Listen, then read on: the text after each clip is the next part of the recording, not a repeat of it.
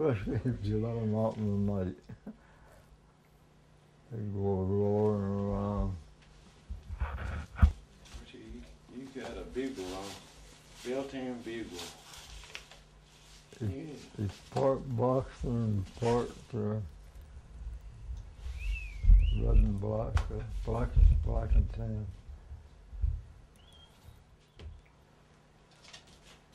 What's your philosophy on getting in a hurry, Foster? In a hurry?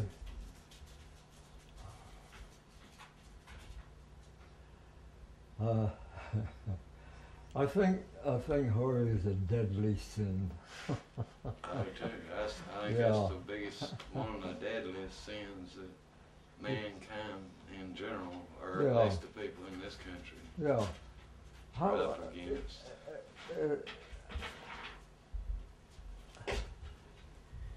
I think that ties in with happiness. I was talking about this. Lincoln had been so terribly depressed. He had no way to express how deep his depression was. But he finally overcame that, apparently with faith and common sense, and he decided that a person's going to be as happy as he makes up his mind to be. I think that we can. Of course, you can be so slow you can't gather your food, but within reason, I think that you can enjoy practically everything that comes along.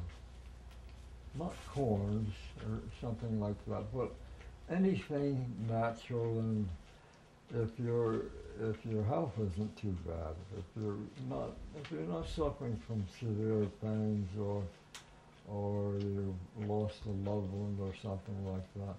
Well, if we're conscious of what we're doing, I know sometimes I open the door and take a deep breath. Well, no, you can't do that if you're in a hurry. You can't do it if somebody's paying you by the hour and watching you. But if we all were self-employed, as we should be,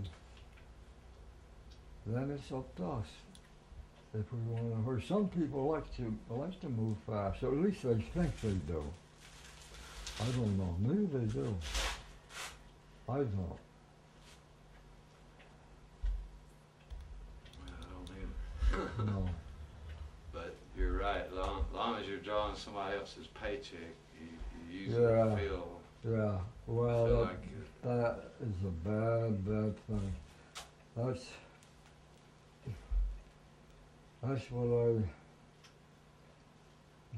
what I drive at in my book in a general way. To be individual. You know, they began to photograph snowflakes a couple hundred years ago, and so far they haven't found two alike. And if you look at it from our viewpoint, that's astonishing. You say, oh, that's impossible. If you look at it from the viewpoint of creator, and these are very vague terms that kind of indicate what I'm trying to think.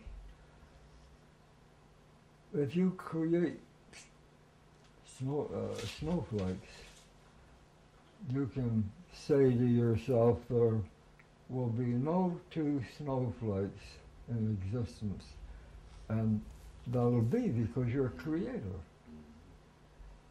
And you can say the same thing of atoms. So we're made up of particles, atoms. I don't know what the latest finding is on that. We know they're little things. And we have to assume that no two of them is alike in our own one singular body. Therefore, we're entirely different, and yet we're of a species that is supposed to be able to harmonize, but each one different. So what do? We take it. We even start before birth now, but we take that little defenseless creature who really may not be a baby. It's a new human being with a mind that registers, and we shape that little creature so that it will be something to contribute to the making of great wealth for somebody else. Yeah, that's what they taught me. 16 years of schooling and educated, but educated to help somebody get richer. Yeah. And here are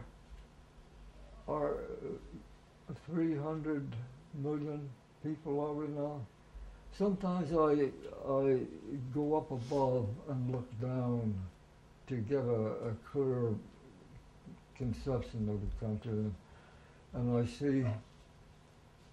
I see all these trucks and truck lines, and it's crawling with them. The whole nation's crawling with them. Now I've lived practically a century, and I remember when there were almost no trucks, and they had a hard rubber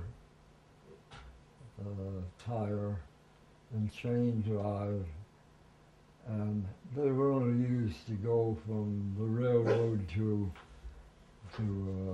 a shop, because everything was moved by rail, and local was trolley. Some people lived outside and had a horse, but we walked. And it was common to have industries of about 200 people. That seemed to be about all that Small by today's standards. yeah. And they worked well in little towns and bigger towns. On the outskirts would be these little industries, and right even on and off Main Street there would be. I remember there was a foundry, and I don't believe they had more than a dozen people in there, but it was one of the local industries. Another place they made axes,